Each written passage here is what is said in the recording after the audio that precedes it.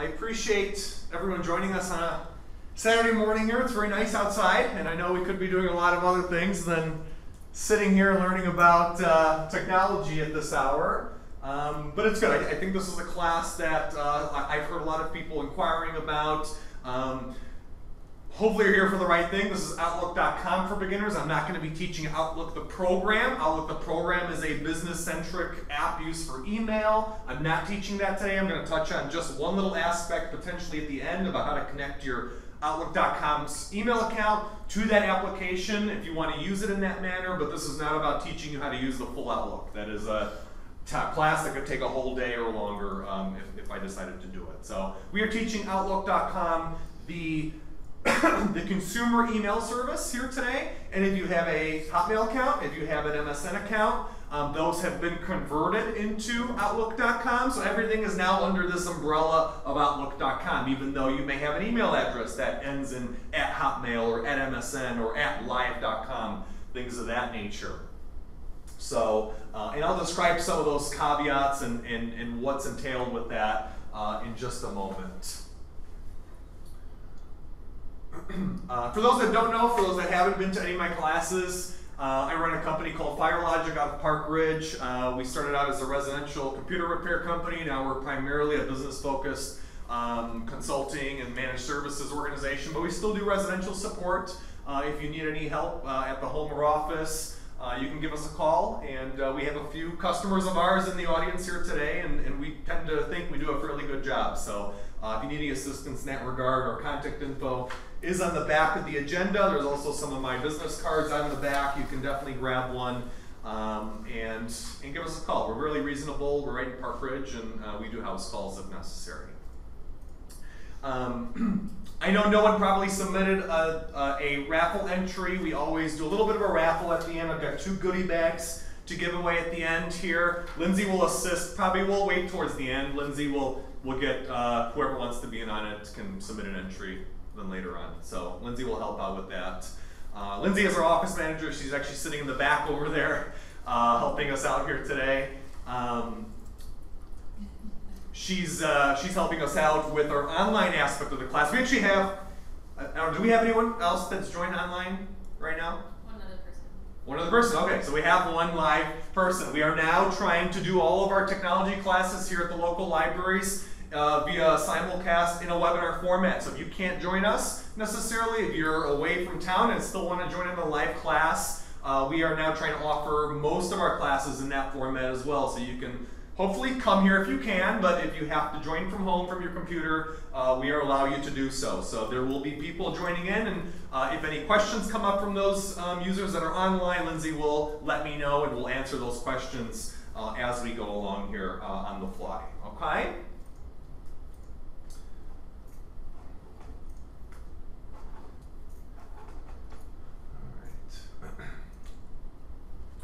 So I already mentioned that we are screencasting this for some online attendees, and again, please be patient if I need to interject briefly and take a moment to answer some of their questions, as I want to be fair to everyone that's here and anyone that is online as well.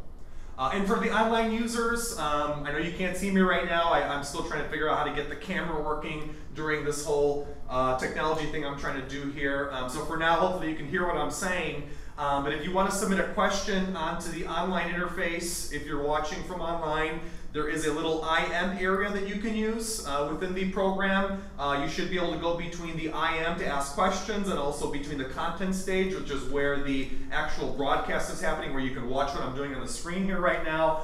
So you can hop between those two to ask questions and go back to the live presentation to watch what I'm doing up on my screen. So that's for everyone, that's for the one person that's watching online for now. Just keep that in mind. Okay. Some of our upcoming classes that we have coming up a little bit later this year. Got a few things still packed in for the rest of the summer. Trying to do at least one class a month in the local area. Anyone that's interested in Android tablets, if you have one or are potentially looking at getting one, we're doing 2 sessions for this class. It's a very popular class that we do. It tends to fill up very early. We're going to do one at the Park Ridge Library on August 28th, and then we're going to rerun it over here at Niles Library on Saturday, September 20th. Yes, go ahead. I don't have a tablet, but I'm thinking of getting one. Could I take this class classes, would it help me to look at the class before I actually? It would. We have a few people always that come out that don't have a tablet, and I dedicate at least 15, 20 minutes into how to choose the right tablet if you're looking at getting one, so it would help you. It doesn't have the phone though. Some of the concepts do apply to the phone. If you have an Android phone, some things actually do cross over, like the apps we're going to go over, but some of the interface basics are going to be a little bit different. So you can still show up if you're interested in, you know, some of the apps that we recommend, things like that. So it may be useful for you. Android tablets are very popular. They're very cost effective out on the market. As opposed to iPads that tend to start at, you know, $350, $400, you can get an Android tablet for under $200 these days. So they're very cost effective. There are a lot of options out there, and they're very user friendly as far as I'm concerned. So we're going to be teaching start to finish how to use Android tablets at those two offerings. We're going to be rerunning our OneDrive class. This was a class we ran first about 2 months ago about how to use the Office web apps that are available. Free Microsoft Office in a web browser. Tends to get people's ears perked up. I'm going to show how to use that during that class, along with the storage aspect and how you can share files and things of that nature. So come out to our OneDrive class if you're interested for that. That will be screencasted online via webcast. And then our Windows 8.1 class, we're going to be doing that one more time Saturday, November 29th, right around Thanksgiving time, just before the holiday season picks up. If you're interested in looking at a new computer, or if you're going to be getting a new computer around that time, we like to put that class around the holidays because that's when everyone's thinking about, you know, replacing their old systems. So that one will also be webcasted live for anyone that needs to join in from home. So this particular class here today, how am I going to run this? This is actually going to be a pretty complete hands-on live demonstration. I'm going to be doing it up here. I'm going to be talking over what I'm doing, and I'm going to expect that you try to follow along with most of the aspects here. Some things I'm going to gloss over as I don't want to go into too much detail on, but I'm going to help everyone that doesn't have an account make an account. We're going to go over the interface. We're going to go over how to send messages, how to organize your email, how to use the contacts and calendar options within Outlook.com. It's a fairly big product, and I'm going to try to get everything into this 2-hour time span that we have. So you can, you know, leave here today and learn how to at least use the service in a basic manner. And if there's anything you missed, of course, just you can rewatch the class or use some of the resources that I put onto the agenda. We have a smaller crowd here, relatively so. So I feel free to ask questions as we go along. I don't mind a question here or there if you miss something or I'm not showing something the way that you're expecting it to be shown. So feel free to raise your hand. I will be watching the crowd to make sure that I'm not just breezing through information here. So please do keep me in check in that regard. I'm going to do my best to cover everything that we put on the agenda. Does everyone have an agenda? Okay. Looks like everyone does. So I make these for every single class. You have enough room in the white space to make some notes for yourself or write some questions down if you want to. So feel free to use that white space for yourself. Okay. There are 6 main areas that I'm going to be going over, from starting with making an account, all ending up with what I call the extras, the address book and calendar, and there's an area at the end that I'm going to touch on how to connect this to a mobile phone, as well as connect it to full Outlook 2013 if we get the time. I'm not guaranteeing we're going to get to that. That's only if we do have time indeed, and of course, open questions at the end, okay? So, it's just some of the basics around the Outlook.com service before we dive in. This is the only actually one slide I have of information. Everything else is going to be all hands-on demo. So I just want to give everyone an overview of what this service is if you've never heard of it. For starters, this is just Microsoft's free consumer email service that they tend to offer. This is the direct competitor to Gmail or any other free webmail account that you may have. It is the replacement for the old Hotmail and MSN services that I didn't think were that good, but Microsoft has now made this service that supersedes all those other ones they used to have with different interfaces and things of that nature.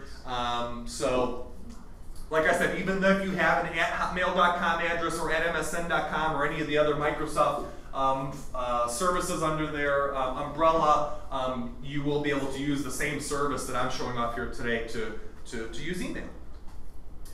One of the biggest things that I like about Outlook.com, and one of the reasons why I switched over to it from Gmail, was because it has no storage limit. It is completely unlimited storage. Hi. Are you here for the class? Okay, come in. Grab a seat at a computer, grab an agenda from Ruth, and feel free to join us.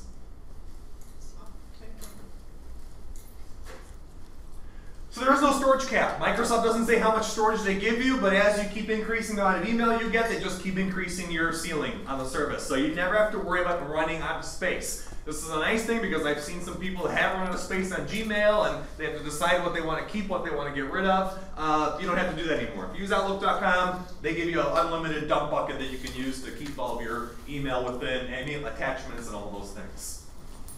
The service does have ads. It is a free service. It needs to be supported somehow, so it does have some advertising. You'll see that as we're going along on the right-hand side. There is a version you can pay for. It's like $20 a year if you don't want to see the ads. But for the most part, I don't think they're intrusive. I would say, if it doesn't bug you, just leave it alone. You know, it's just like Gmail. They need to pay for the service in some form or fashion.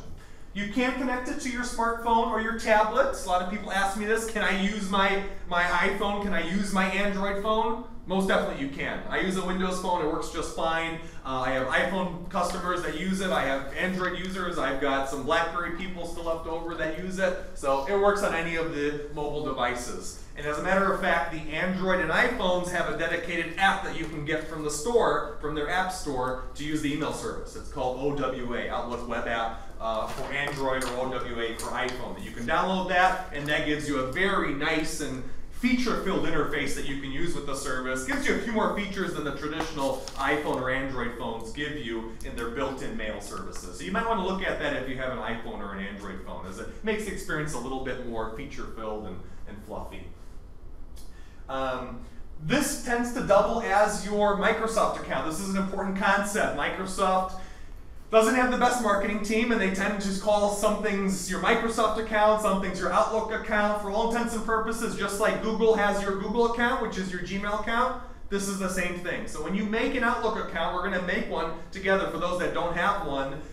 This is going to double as your Microsoft account. So if Microsoft, you ever on their websites and they say sign in with your Microsoft account, you know that now you have one. If you have an MSN email address or a Hotmail address, you already have this Microsoft account. So keep that in mind for yourself. That, for example, Skype and a lot of the Microsoft websites, Microsoft's online store, they all utilize this common login now. So you don't have to make different logins based upon what website or service that you're using. So just one account gets you access into the whole Microsoft ecosystem. Okay?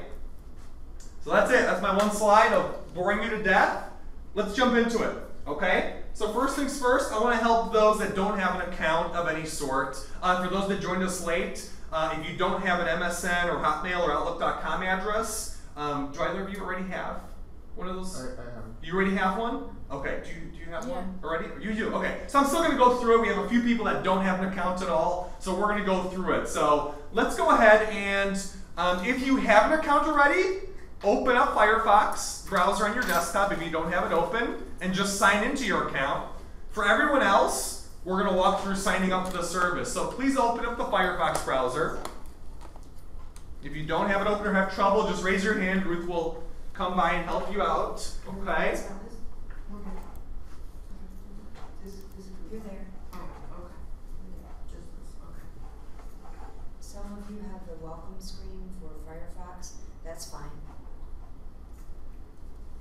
If you click on this other tab, you'll be exactly where they are. So what we're going to do for the new users that don't have an account, well, regardless, if you have an account or don't have an account, we're going to go to Outlook.com.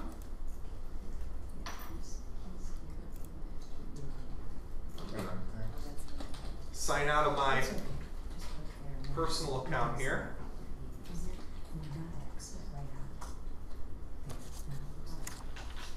Okay, if you have an account, you're going to just sign in.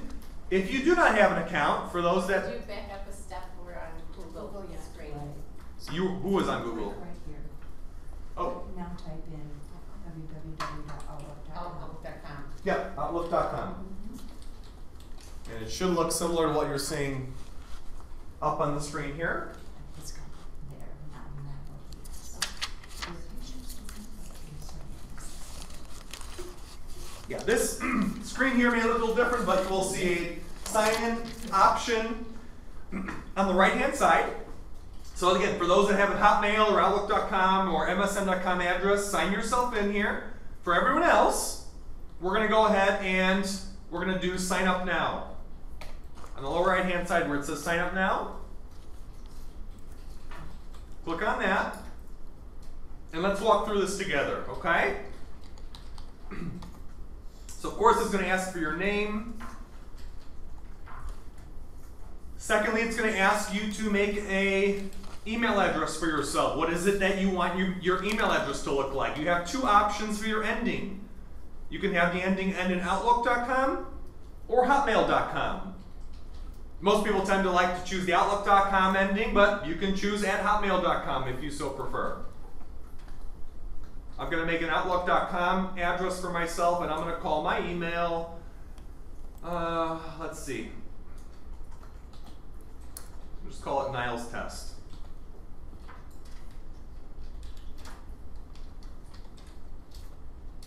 And it's available. As soon as you type it in, it's going to tell you whether or not your email address that you want to use is available. Mine's showing as all green, and it definitely is available for myself. So if it tells you it's not, you're going to have to choose something different. Remember, there are millions of users on this service. Your first option may not be available. You might need to change it or make it more complex or add a number into it. So work with it if it doesn't let you. Choose the name that you want. It's going to ask you to make a password. Choose a password for the service. It tells you exactly what it needs for that password. It has to be at least 8 characters, and you have to have at least 2 of these options in here. Uppercase letters, lowercase letters, numbers, and symbols. It's asking us to make a complex password for security reasons. You can't use something like welcome or password or 1, 2, 3, 4, 5, 6. They're forcing us to make it reasonably complex. So you choose a password that meets the criteria.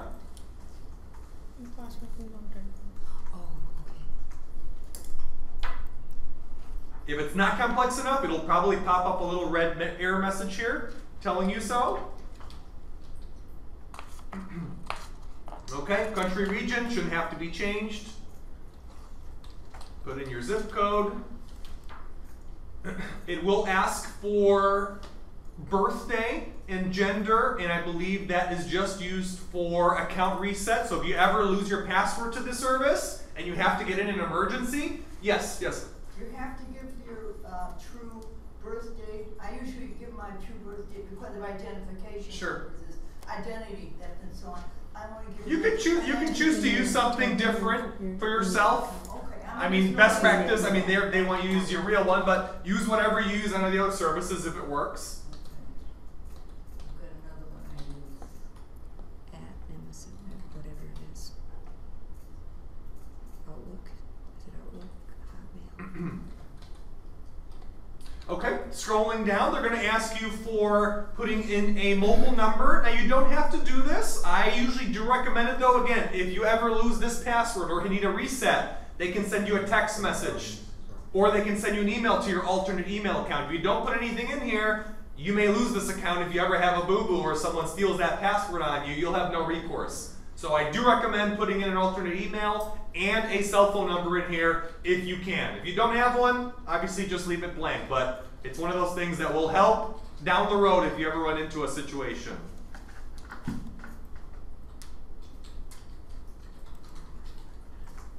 This is wrong, it says. The Microsoft account is incorrect. We type something. And of course, it's going to ask you at the bottom to go ahead and put in the CAPTCHA code. And I know these are always very difficult. As you can see, this is a little tough for me to read as well. Do your best to decipher what it says there and put that code in the screen. Otherwise, you will not be able to make your account.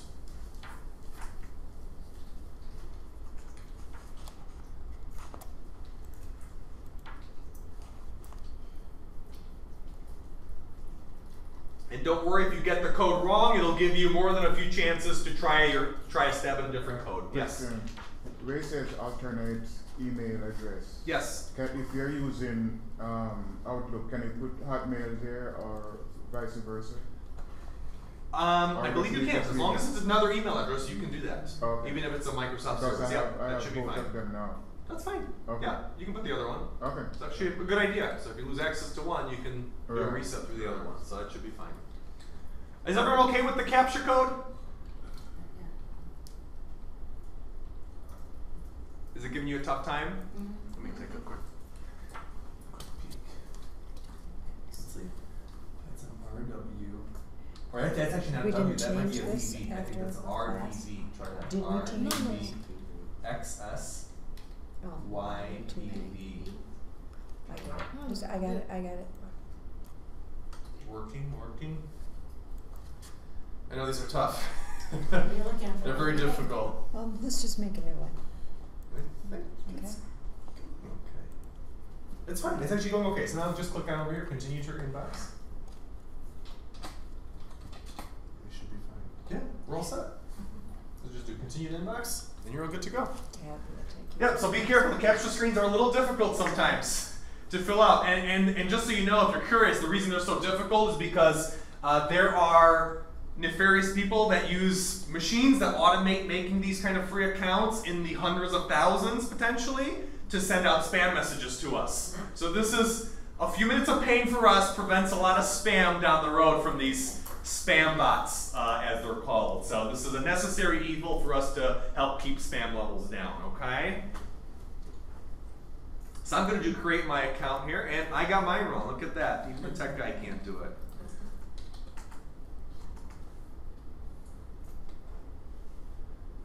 Maybe second try. Re-enter it. Okay. Worked for me. Second time worked. This is not a smart one to use. It would be better to use a different. Is everyone else logged in? password. Either made their new account or logged into their previous account? Yeah. I mean, Ruth's working with one person in front, but everyone else is okay? Oh. yeah. Lindsay, can you see if she's logged in okay? I got error 450, you reached the daily limit. You live in the US, right? Couldn't have been. Is it right? Yeah. Where do you live? It might be. And now What's probably going it's on is the service is watching 6, over how many people are 7, doing this from a location, and we might have hit an invisible secret limit Right. for making too many accounts within one building. I ran into this with Gmail years ago when we were doing Gmail classes, and now we're getting the same thing here. Is it letting us do this, or is it stopping us? Just one person got caught. No, it's the last one You've because reached. my little box. Type, you don't have another email, or do you? So let me do this. Let me, I'm gonna get you logged into my account that I am using, okay? Let me go ahead and change the password real quick. It's okay, there's one person, we can We'll work see. through that. We'll see if this works. If it doesn't, I've got another account she can use. You have another account Yeah. that you can use in the Yeah, back? Okay. right. Okay, so Ruth is gonna help you get logged into a temporary account in just a moment, okay?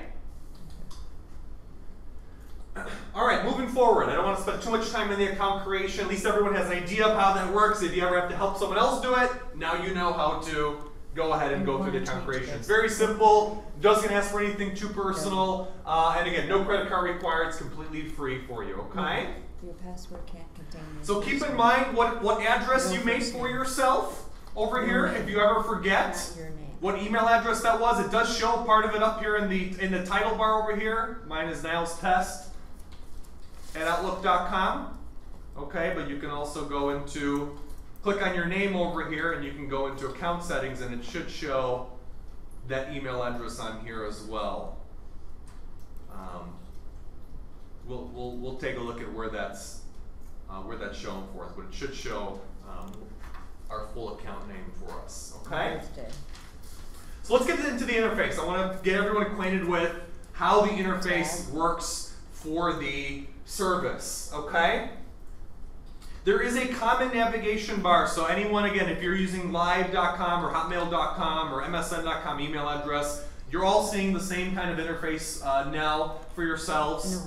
No, It has a Is that default your blue right color. button? This top navigation bar is uniform across the service. And as you can see here, if I go ahead and use this drop down, anyone that's been to our OneDrive class a few months back, you remember this bar, because this bar looks the same in the OneDrive service or in the different Excel and Word Online and Office Online programs, which is nice because you learn it once and it flows across all the other services for us. Okay?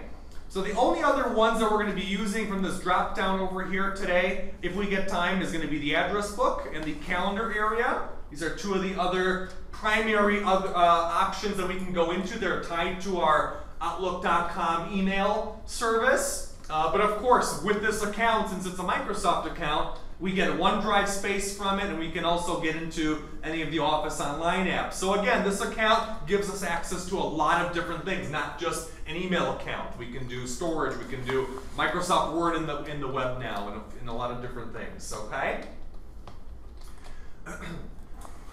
So the top navigation bar, going a little further to the right from the drop-down arrow, we can click on New. That will make us a new email message. We'll get to that in the next section.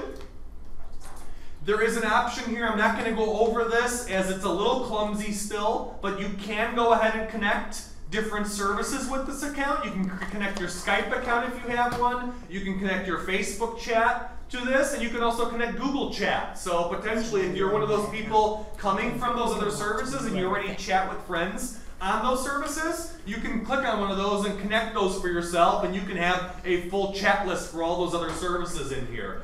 You can do Skype calls within here if you connect your Skype. I personally don't do it myself, but I know others that do, and it works decently well. So you can choose to do that if you want to. I'm not going to go over that. It's just going to eat time on other important stuff that I want to cover.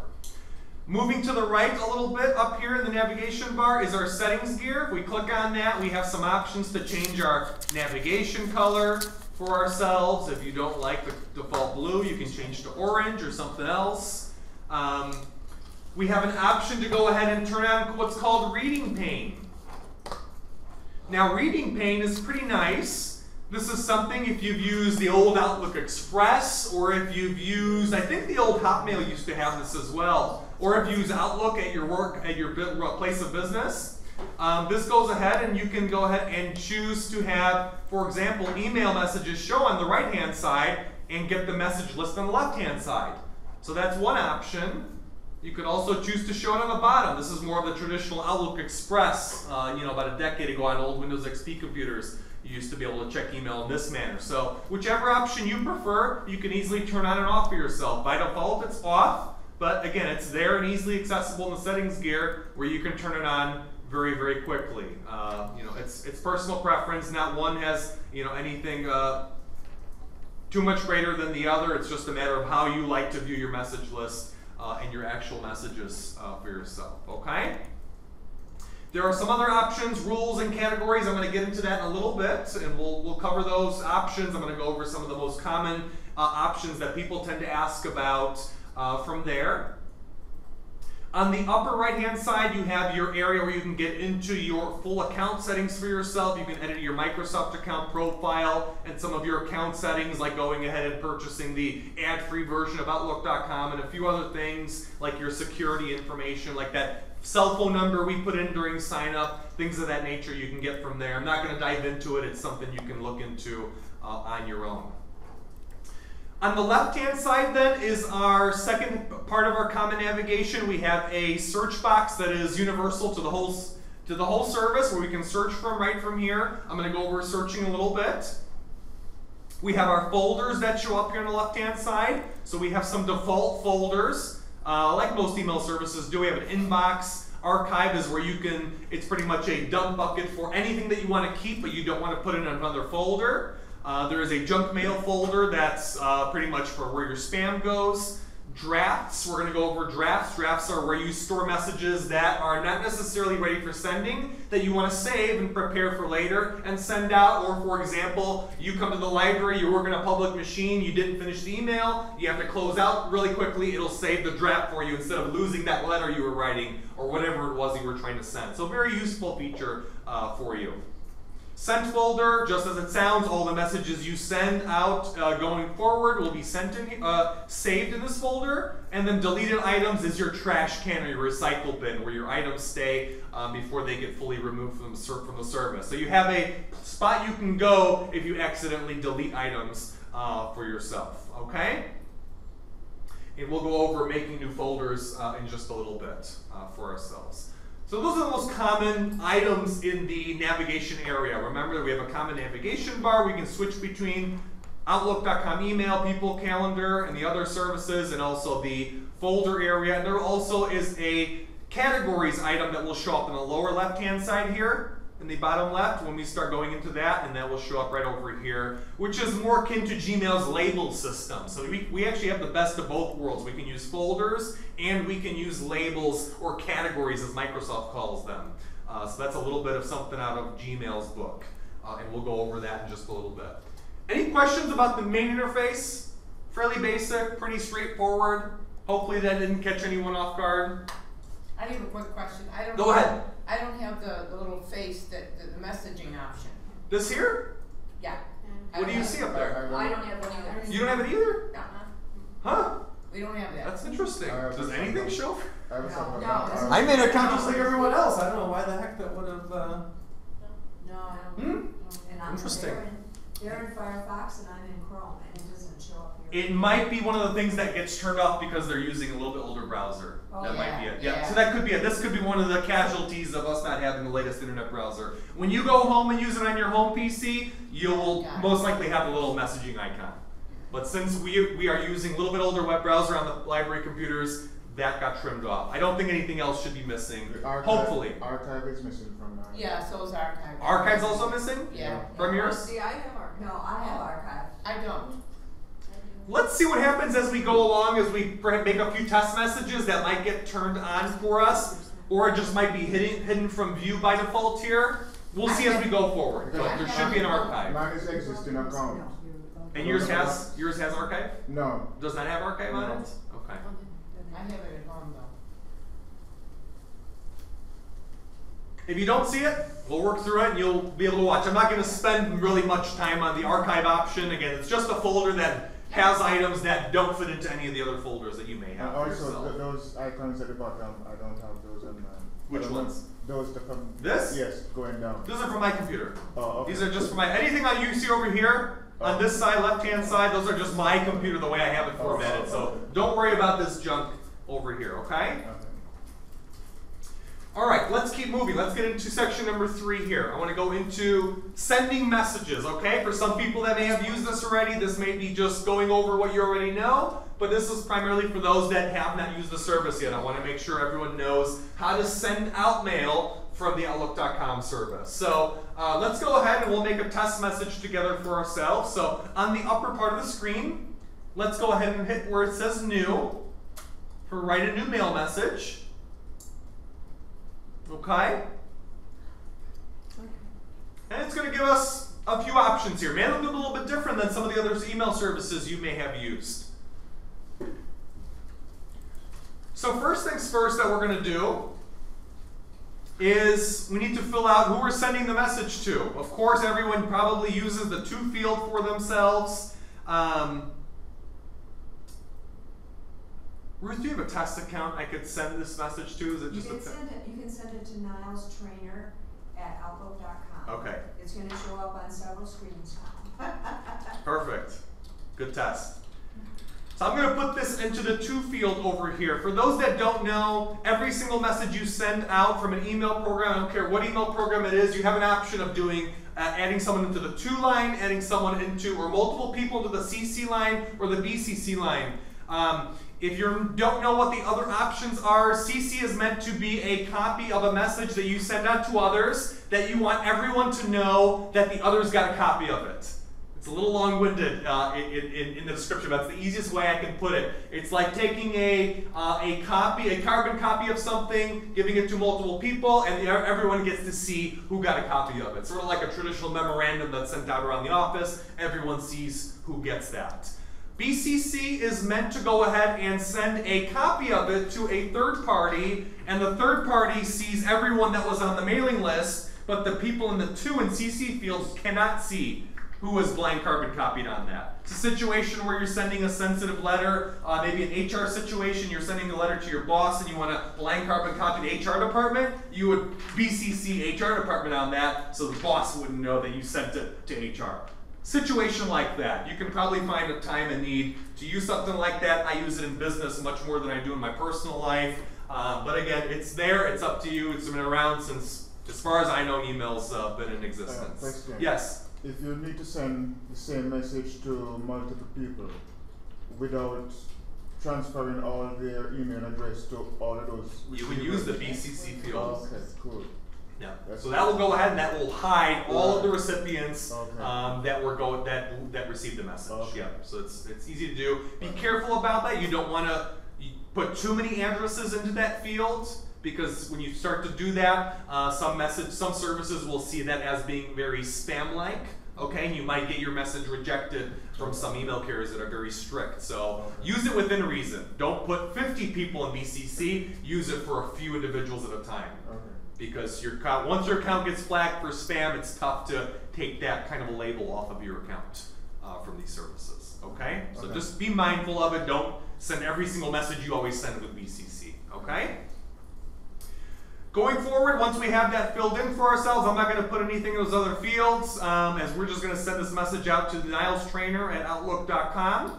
And keep in mind also, when you send a message to someone by default with this service, and you put their email address in here, it will remember that email for next time you want to use it. So it has that auto remembrance for going forward. So you can have a sort of frequent contacts list that stores up for yourself. So if you type someone's email address in once and send an email to it, it should remember it going forward for yourself, okay? So you don't have to necessarily be mindful of keeping your address book fully up to date with every single email address that you're sending out to.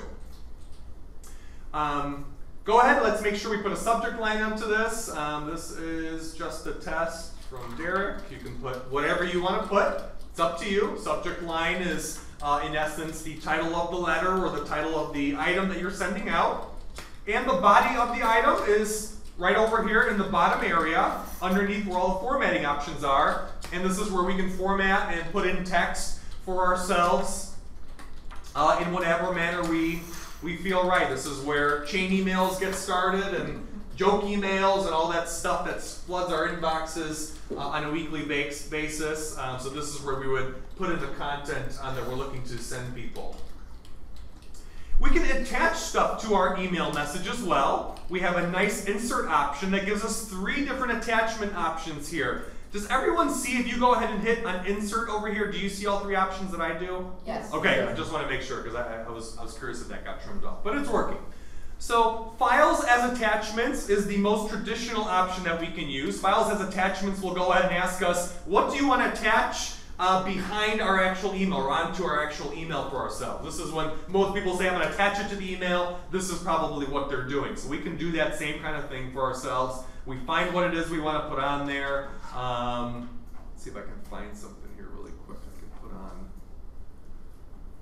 I'll put this tool bag items Word file on there. When I attach it to here, I can go ahead and it shows me a preview of what kind of file it is. It tells me what name of the file is, and it tells me how large the file is. This is nice because we can watch and make sure we're not going over. I know Outlook.com will not tell you this, but you want to be careful not be going over about a 5 to 8 megabyte attachment limit. There are a lot of email services out there still that don't like attachments over about 5 to 8 megabytes in size, so be mindful about that. A lot of people always ask me, I get these calls and, you know, in the middle of the day, my email just refuses to go out. The email service must be down, and it's actually that they're sending out a message with attachments that are too large.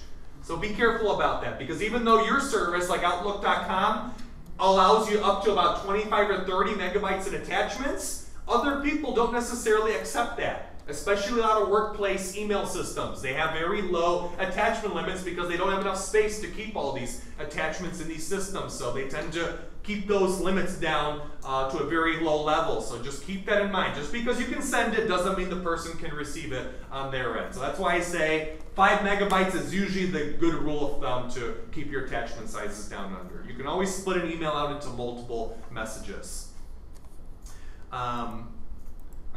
If you want to remove the attachment that you were putting on, just left click on it and you can click on remove and it'll take it off for you and it's completely gone.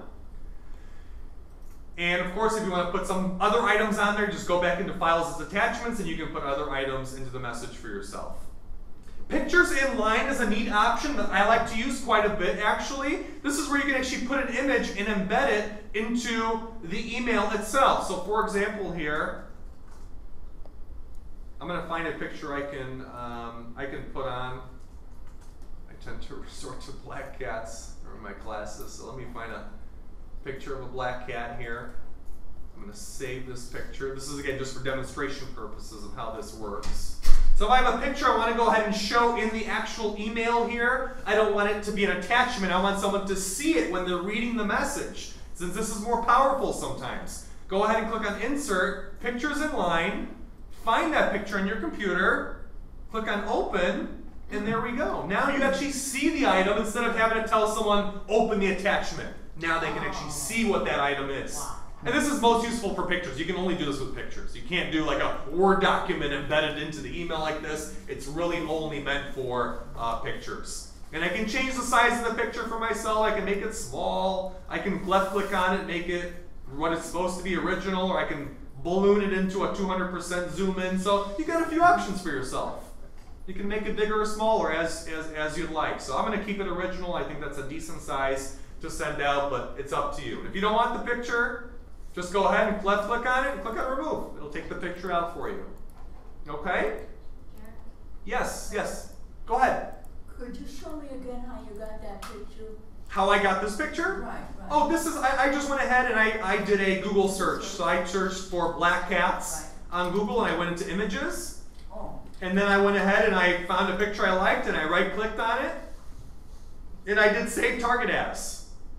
That option may be a little bit different in the browser you're in. As you're in Firefox, I'm in Internet Explorer. They use little different code words. It could be a save picture as, save file as.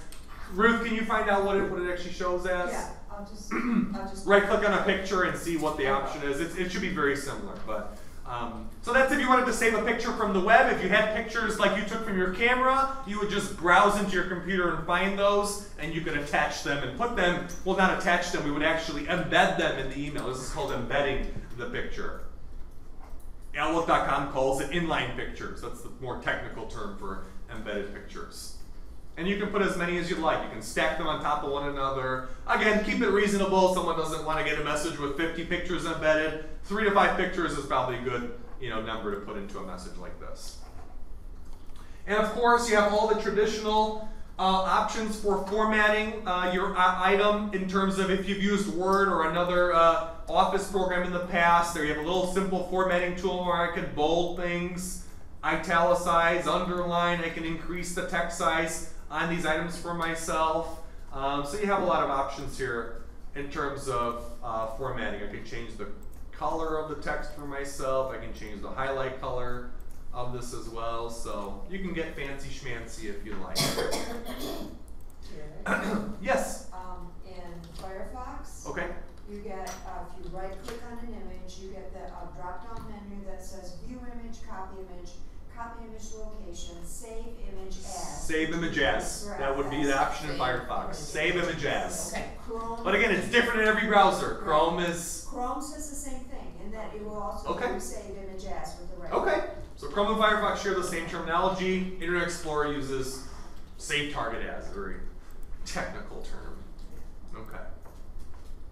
And again, I have some other formatting options here. I can choose my indents over here. I can make a bulleted list for myself if I wanted to. So you can get fairly fancy here. This should translate into most other common email services. The only time I've seen some of this advanced formatting get stripped away is if you're sending to someone that has a very strict work email system that doesn't allow this kind of formatting to come in. So keep in mind if someone says, I didn't see your underlines, I didn't see your highlights, it could be that that person's email system just doesn't allow that advanced formatting to come through. But Gmail will allow it, Yahoo will allow it, all the most common personal email services will allow that to come through. Okay? If I wanted to go ahead and save this as a draft for myself, very simply, I've got an option for it right at the top here. Save as draft. If I click on that, it'll go ahead and save it for me. I believe Outlook.com also auto-saves drafts. So even if you don't click on Save Draft, if you look on the upper right-hand side, it will actually go ahead and tell you when the last draft was saved on that. And it should start auto-saving after a few seconds of you having the message open. So even if you forget and your computer crashes or something freezes up on you, you should still have a copy of that message left over for yourself. Okay? here in the options button over that I can use over here. I can change it over to HTML mode. If you have an advanced knowledge of coding websites, you can make this message even prettier. Most people are not going to do that. You can also change the priority on the message. Not all email services have a knowledge of priority levels. Most of them do, but not all of them do. But if you really needed to, you can change this to high priority. It would come in as a message, usually with an exclamation mark on it. I usually disregard those priorities as it's something that too many people have overused over the years, but you have the option to do so if you really want to change the priority on it. Okay? So once I'm all set with that, I can go ahead and I can send my message out. So I'm actually going to send this email out here. And if you push cancel, does it immediately cancel or give you an option? If you hit cancel, to close out of the message, you mean? Right, before you just push send, you know? Let's give it a try. I would be hard pressed to tell you. And actually, as you can see there, look at that. Our frequent contact, Niles Trainer, already showed up, so it did save that email address. I'm actually going to set up another message to Niles Trainer. Let's put something in there, and let's see what happens. If I click cancel, it'll ask us, do you want to delete your message? Save draft or delete it? So it does prompt you before you do that whether or not you want to actually do what it is that you're trying to do. So I'm going to hit delete. I sent you mine. Okay, great. All right, so I'm getting some messages here back and forth, which is good. If I wanted to see where that message was, what do I have to do? Go into the sent items folder and I will see that message for myself. Our sent folder stores copies of all the emails that we send out unless you tell your options in Outlook.com not to store them. I don't know why you wouldn't want to store them unless you got some clandestine efforts you're trying to do in your email account. I would keep that option on and let it store the messages because there are always times you want to go back and find something you send out to someone. So let it store the copy so you can always go back and see what it was that you sent out, like my little black cat over here. So that's that. So that's sending email. Any questions about sending out messages, formatting messages, adding people into a message? Fairly straightforward if you've used email services in the past. Nothing too crazy. Okay? So let's keep moving. Section 4, organizing our mail. Okay? So now we're going to get into how can we actually make sense of all these messages that are flooding our account, right? If you're like anyone else, you're getting newsletters, you're getting email from family and friends, and whatever other sources are sending you email messages. So we got to make sense and keep some sanity in our email inbox. I am a inbox organization snob sometimes, and I am very careful of where I place things in folders and things like that. Some people just like everything to collect on top of one another, don't really care to clean it out. I tend to be a little bit of a neat freak. So I'm going to show you some of the things that I do to keep my email life sane. So folders are the easiest thing that we can use in Outlook.com to keep things organized for ourselves. We already have a few folders that we cannot delete that come with the service, and those are on the left-hand side here for ourselves. But we have the option to make a new folder for ourselves. And this is just like a folder on your computer, except this folder lives in the email service, which is nice because now when we go between computers and log into our email, we can drag and drop email messages into there and not have to worry about are we on our primary computer or not. This lives in the cloud, so to say, that wonderful cloud term. So let's go ahead, we can make a new folder for ourselves, and I want everyone to try doing this. Go ahead and click on the left-hand side where it says new folder, and make a folder name for yourself. Maybe it's in a folder that you've been looking to create to organize some of the messages that you have coming in.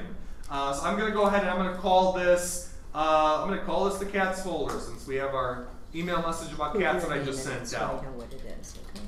No. You can go ahead and make a primary level folder as we have here, and you can also make a subfolder for that. So if you want to organize something and make something like a family folder, and then make subfolders for all the family members, for example, that you have in your family, you can do that. So let me go ahead. I'm going to actually use that example. I'm going to rename cats. And actually I did that just by right-clicking on it with my mouse and choosing rename. And I'm going to call it family. And I'll go ahead and I'm going to right-click on that one more time, and I'll go ahead and make a new subfolder. And I'll call that Jack. I'll make another subfolder, Jill. And I'll make another subfolder for Lindsay. So there we go. 3 subfolders under family. And you also have the option to close it and open it. So if you don't want a full list, if you got a lot of folders showing up, you can close and open that for yourself on the fly. So I can have family closed or open, and I can go and dig between those different folders. Now again, a folder is only useful if we're going to use it and put something in there. So let's go ahead and try putting a message in there. Hopefully most of you have some kind of email message you can move into that. And the simplest way to move an email message into a folder is by holding down the left click over that email message, dragging it, and dropping it. Just like on our computer. Drag and drop. That's all we're going to do. Hold on to it with your left click on your mouse button, drag it, and drop it. Yeah. It's working. It works? Yeah. All right, good. So then when we move the message into that folder, and we can also move groups of messages. So let me move this back into my inbox. And we can drag it back out. So it's in my Jill folder. I'm going to drag this back into inbox. Now it's back in my inbox. So I can move stuff between any of the different folders that I have. If I wanted to move multiple items at once into a folder, this could be true if you made a new folder for a lot of stuff that you have in your inbox for whatever purpose, newsletters or messages from the person in your family that sends you too many jokes. I can go ahead and select all of them at once if I wanted to. Be careful with that. That will select any message in the current view, or just select the ones that you want to have. So I'm going to go ahead and select the 2 items in here, and I want to go ahead and drag these into the folder. Right into the main family folder. That's where I want to move them. So I'm going to go ahead, drag these right over the family. Go once more. Come on. Why are we not going here? This is supposed to work. I'm running a technical bug over here. So if the drag and drop doesn't work at times, and as we're seeing, it's running into a little bit of a service bug right now, I can also choose to use the backup option, which is the move to. Yeah. So move to is the traditional way to do it. I can just do that and move it into that folder unless it just refuses to go for me, unless it's just being a little slow. Let me do a refresh on my inbox. If you see a bug like that happening, try doing a refresh of your browser. It could be a temporary thing that's going on. I'm going to try checking them. Okay, that time it worked. So there you see. I ran into a bug, I did a refresh, and everything worked okay after the reload. Where's the Again, refresh? just over here in my browser. So I'm in Internet Explorer, the refresh here. A Firefox should have a similar refresh button. Yeah, I know what that is. Yeah. Should be a little spinning arrow icon usually. So I did a refresh and then it worked for me. If I go into family, there are my items. Right here. And again, I can move them wherever I want to move them. And just because it's in a folder doesn't mean I can't delete it. I can now even delete items from here if I wanted to. I can drag this into my deleted items folder. That is cool. So we can just drag and drop, and mine, it's acting a little bit buggy for me right now. So let me go back into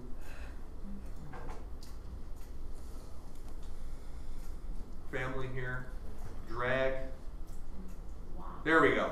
Dragged into deleted items. So if you're used to more of a traditional Outlook, full Outlook program experience, this has a lot of that same kind of functionality, especially in the drag and drop respects. Not all email services let you do the drag and drop. This one happens to let you do that. I really like that about Outlook.com. Or if you don't like doing drag and drop, if it's not as intuitive for you, again, you can always just select that item with a checkbox. This is more of the Gmail approach, and you can go ahead and use that drop down to move it to another area for yourself. You can also go ahead and mark something as a junk, as a spam email message. So for example, if I'm within that item, within that particular email, and again, since I have my reading pane turned on, you'll see how the message shows up on the bottom of my screen here. I'm going to go ahead and I'm going to turn reading pane onto the right so it shows up on the right hand side. Again, it's personal preference. I can change it on the fly for myself. If something is a junk item and it actually was supposed to be in my junk email folder, just mark it as junk. And you can go ahead and that will turn that item and move it into your junk folder and remember messages of that same nature and mark them as spam for you down the road, okay? So remember, the spam folder doesn't know everything that is necessarily spam to you. You will have to train it a little bit as time goes on based upon messages you don't want to be seeing. Newsletters from whatever, Barnes & Noble or Target or Best Buy, right? If you want those items marked as spam, mark them as spam and you will not see them in your inbox anymore. I usually just unsubscribe because I get so many. So I just Yeah, I mean that's a good thing to do as well, you know. But there are some outlets that refuse to unsubscribe you from their list. I have some online retailers that just, even if I do it all the time, they still don't take me off. Yeah, that's true. You have no option at that point but to mark those as spam. So yes, So best put it in practice the is to junk unsubscribe. Okay. But if they refuse to stop doing it, just mark it as spam once, and it'll always bring it into the spam folder then for you. So if you put it in junk, it automatically marks it as spam. Correct. Okay. It will mark it in the spam folder for you. Yeah. Okay. Okay. Yeah. All right. Categories. Categories are another option that you can use. If anyone has used Gmail in the crowd, this is akin to what Gmail has in terms of labels. Microsoft calls it categories. They're nothing more than taking post-it notes and putting them onto email messages for a certain item that they, or a topic they may be related to. So I could have an item in my family folder, for example, that could be a bill. There are a lot of different default categories that Microsoft has built into the service, as you can see here. Here are all the default categories or post-it notes. So I could have something under my family folder that could be a newsletter and a bill and a document that I want to keep tagged as those post-it notes. So this is where I can get a little creative for myself.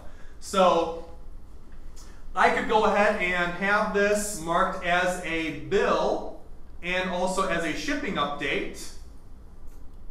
And once I do that, I'll have the option to go in, and it should turn on my categories on the left-hand side over here as soon as I do that. Let me go back to here we go, there we go. So bills just showed up. The other one should show as well. So categories are different from folders because in a folder, an email message can only sit in one folder, just like a file on your computer. You can't have an item in multiple folders. But I can have an email with multiple categories tagged to it.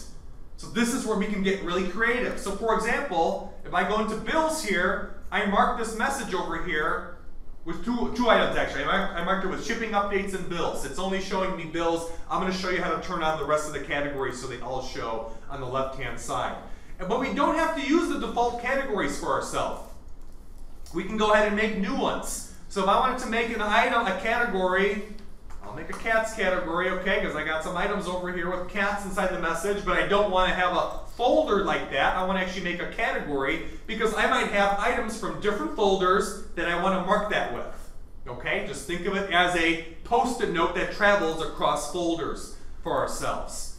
So that item that I had marked as bills is right over here, and this works in a similar fashion. If I mark items, with a category, and I go ahead and dump it in a folder, and I mark something else 2 weeks later with the same category, put it in a different folder for myself, and then I go back to my bills category, I will still go ahead and see all those items that were marked with bills under this single category then. So as a default example as they had here, where'd all my items go? So for example, the easiest one that I can talk about is that bills item. So if I had different folders for different types of bills, I could go ahead and put them in the right folders, but I could mark all those with the bills category. So when I had to go ahead and, for example, maybe pay them at the end of the month and I wanted to see them all at a glance, I would just go ahead into that category and I could see that all my items marked as bills all at once for myself. So it's an easy way of aggregating different items from different folders in a quick at-a-glance view for ourselves. And we can put items into categories and take them off for ourselves. So if this item was in this item should be in the bills, or did I remove it already? Let's go back here. This item I want to mark with bills and cats. So now, if I go into bills, it's there. If I go into cats, it's also there, because I put two categories onto it. So again, it's up to you how you want to use those categories. Just think of them like post-it notes that take things and show you them no matter what folder they may be in within the system at any given time. And again, they're mutually independent. You can put categories on things but not put them in folders. You can put things in folders but not put categories on them, or you can do both. They can work together or work separately. It's up to you as you want to use them. And if you want to take something off of a category, just go back in the categories menu and just uncheck it. Take it off cats, take it off bills, and it takes it out of that category right on the spot for you. Someone have a question? How did you get the category to show up on the side. On the left-hand side, Yeah. so it's supposed to show them as you start using the categories. It's supposed to bring them up by default. If it does not, what we're going to do is we're going to right-click on the category's title here. Do you see what happens if I right-click on it? I right-click and it says Manage Categories. If you click on Manage Categories, we'll have a big screen here where we can now go ahead and choose what we want to show in our folder pane. But I don't even have categories show up here on the side. Yeah. Oh, they don't even show for you at all? No. Oh, is that where I'm getting lost? Okay. Yeah, it's there, but I'm saying. Okay, if it doesn't show at all, we'll do it the manual way. Go into your settings gear on the upper right-hand side. Okay. Go into where it says Manage Categories. Does it say I Manage? see, okay. Yeah, go to Manage Categories from there, and you'll see the same screen I do. Okay. So mine, for example, is only showing bills right now. And it's also showing cats. So there's two areas. One for what the categories you make, Okay. and there are categories, default categories that are universal to everyone that uses the service. I can turn these on or off. So I'll turn on family, documents, I'm gonna turn on photos, shipping updates, and shopping. Okay? As soon as I'm done, I should just be able to click back on my Outlook.com logo on the upper left-hand side, and there we go. It is. Okay. Now they all showed up for me. Yeah, thank you. So simple as that. So it's supposed to turn them on. As we saw, it's not that smart. It doesn't turn them all on that we want. Just go in and manually turn them on for yourself as you need them. So now you'll show all the categories that you want, and same thing. Go back in there if you don't want any categories of these items to show for you. Okay. So that's categories. Bonafide post-it notes in your email inbox. Okay. Rules, I want to touch on rules really quickly. Rules is an option that you can use. It's more of an advanced power user kind of thing, but I want to show you how to do it because people do ask me this all the time, how I can make a rule for any messages that come from my Uncle Jack to send them into his actual folder. I don't want to see the messages, I want to get them still, but I don't want to see them hit my inbox, right in my main inbox because he floods my inbox with all these jokes, for example. So I can go ahead and I can make a rule that says any emails that come from him, put it into his own folder, or any other options that we want to do with that email message coming in. So let's go ahead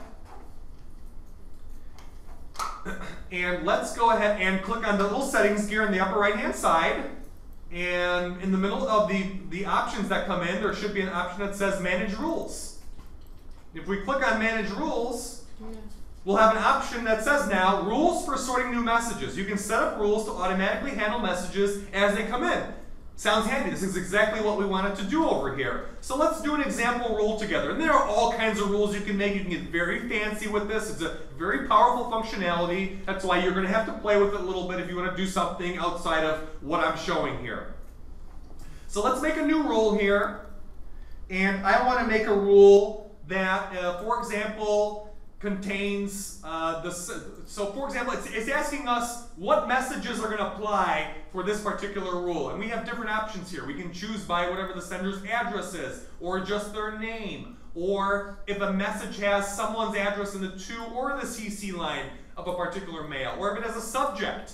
This is powerful for newsletters. If you get a newsletter from Best Buy, they always use something in that subject line that you want to catch it with, because the email address comes from may change per newsletter. So you may want to choose to filter this by the subject line, or if it has attachments. I'm going to go ahead and I'm going to filter this by sender's address. This is Uncle Jack. He's annoying. I know what email address he uses. He's got an email address of jack@aol.com. Okay? I'm going to put his address in here. And I'm going to go ahead and now choose what I want this rule to do. So I could go ahead and just have it move to any of these folders. I actually have a folder for Uncle Jack. I've got a Jack folder right here already. So I'm going to choose it to put it into the Jack folder. I could make a new folder right now. If I didn't have a folder I wanted to use, I could go ahead and make a new folder that I want to move it to. Jack's Jokes or whatever you want that to be. I'm going to choose the default option here. But there are a few other things you could do. You could delete the messages right away. Just completely delete them, like you won't even see them. That might be useful for some people. I could go ahead and tag it with a category. I could go ahead and forward it for myself to another email address if I wanted to. I could flag it, remove a category. Most people usually use it to move it to a folder or just delete the item. So I'm going to move it to the Jack folder, and then I'm going to go ahead and click on Save. And that rule is live. So it shows up in my rules list now. So any messages that come from jack@AOL.com are going to move into the Jack folder. If I wanted to edit that rule, if I didn't want that to work the same way, or I wanted to maybe delete it, I can go ahead and check mark it and delete it. But if I wanted to just change it, I can click on the edit button here, and then it'll give me a chance to go back in here and change the way that that rule works. Okay? If I wanted to apply a multi-step rule, if I wanted to do multiple things with something, like I wanted messages from Uncle Jack to come in, move to his own folder, and then also apply a category like jokes to it, I would just make a new rule. And I would say all messages from Jack get applied with the category of jokes. So you can do multiple things to messages, even though you can't apply all those items at once, you just make multiple rules for it. And Outlook.com will process them in that fashion. Okay? So that's how we can use rules. I see a lot of people use this for newsletters. They have a newsletter folder and they go ahead and they make multiple rules. So anything that has Target, Neiman Marcus, or Barnes & Noble in the subject line, they go ahead and they just move it into their newsletter folder. So you can get very creative with rules. It's the sky's the limit when it comes to rules. Okay? Yes? Would those then show in your inbox?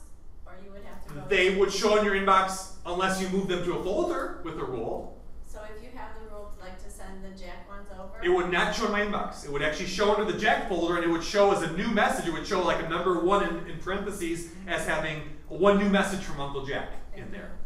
So that's how that would work. So it would hide it from your primary inbox if you don't want to see that right away for yourself. Okay? So those are rules.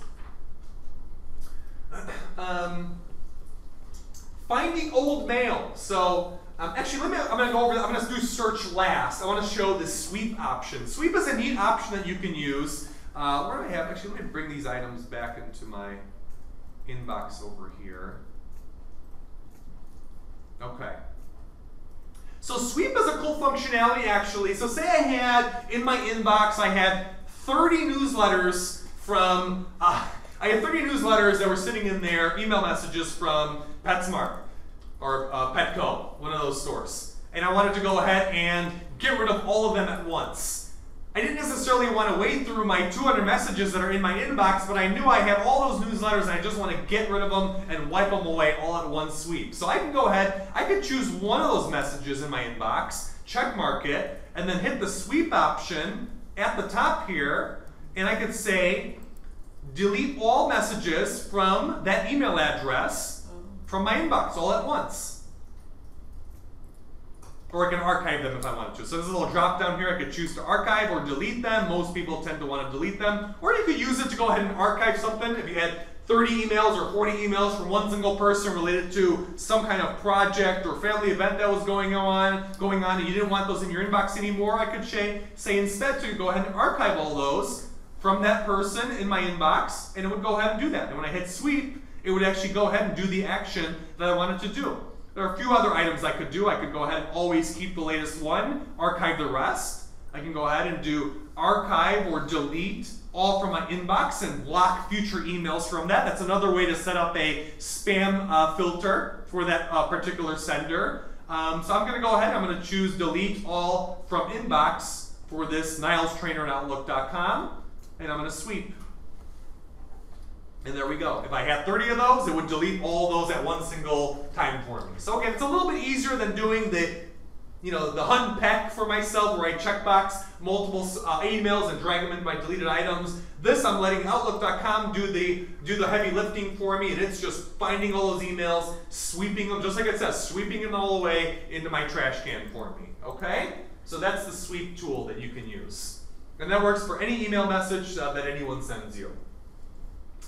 The search functionality for anyone that wants to go ahead and search for items. Search is very powerful in Outlook.com, just like Gmail search is very powerful. I could do a search for anything I'm looking for just by typing in the sender's email address up here, and it'll go ahead and also give me some suggestions for searches. So if I'm looking something that has Niles in it and also an attachment, I could go ahead and hit the suggestion that it gives me, or just put the person's email address in there and I can find all those emails that I sent or were received from that party.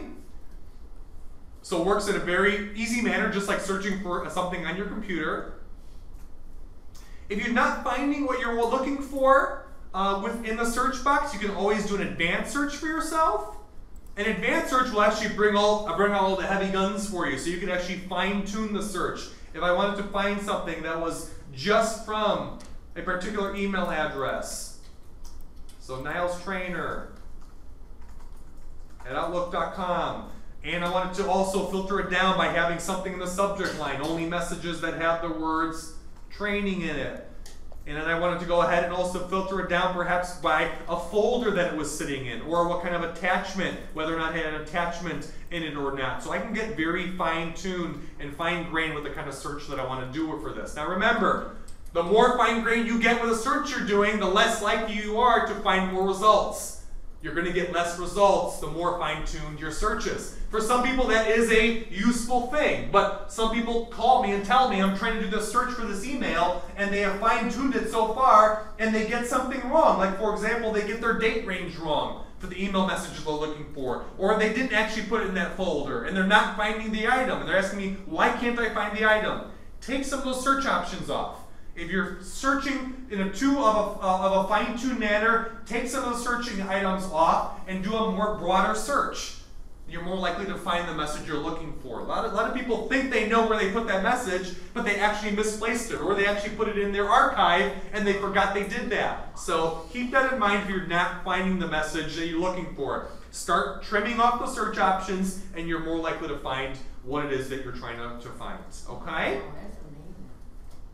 It's a pretty powerful search, so you can find emails with attachments from certain people. I emails put Facebook in, and I got family, health. You know, that's where they're all the Facebook ones are. In Okay. all these different folders. Sure. But it brought up all the Facebooks. What did you type in as your search?